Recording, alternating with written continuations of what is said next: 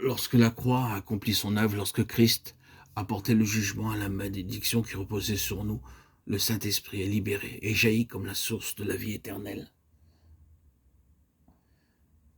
Alors Israël chanta ce cantique, jaillit, ô source. Nombre 21, 17. Nous trouvons au 4e chapitre de Jean l'arrière-plan de Nombre 21. La source d'eau qui jaillit suit immédiatement le serpent qui a été élevé.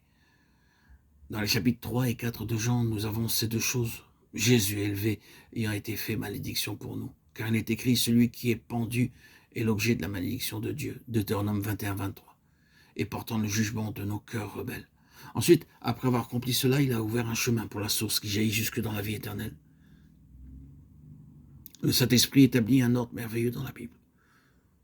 Ne le trouvons-nous pas? Comme il sait réunir les expériences. Nous n'avons peut-être jamais trouvé les 3e et 4e chapitres de Jean dans le 21e chapitre des Nombres, et cependant ils sont là. Poursuivons avec Jean, chapitre 4, au verset 46-54. Il vint donc de nouveau à Cana en Galilée, où il avait changé l'eau en vin. Or il y avait à Capharnaüm un officier royal, dont le fils était malade. Cet officier, ayant appris que Jésus était venu de Judée en Galilée, alla le trouver et le pria de descendre pour guérir son fils qui était mourant.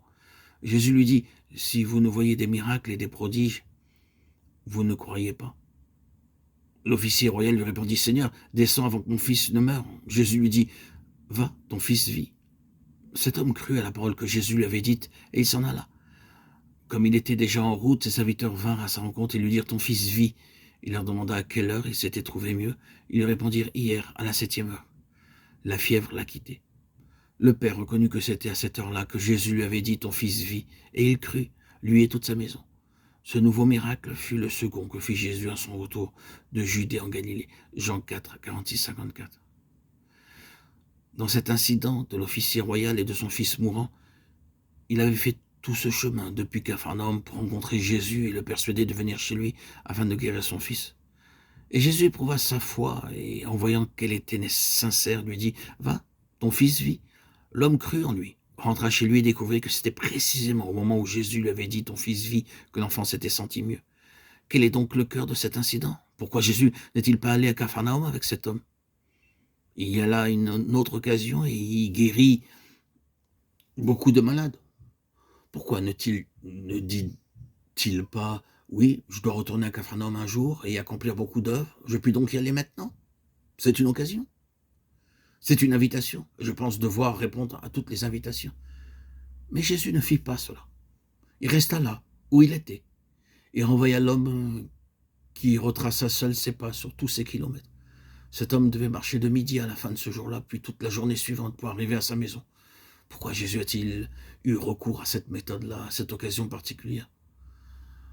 Eh bien, nous trouvons ici un arrière-plan juif. Et quel est-il? C'est l'arrière-plan de la loi. La lettre tue, de Corinthiens 3, 6. Jésus a dit, les paroles que je vous ai dites sont esprit et vie, Jean 6, 63. Peu importe à quelle distance se trouve le besoin lorsqu'il parle, ces paroles sont esprit et vie. Dans l'Ancien Testament, la proclamation de la loi causait la mort. La lettre tue, c'est-à-dire la lettre de la loi. Et l'esprit vivifie, de Corinthiens 3, 16. Et les paroles que je vous ai dites sont esprit et elles sont vie. Jésus n'avait qu'à dire une parole.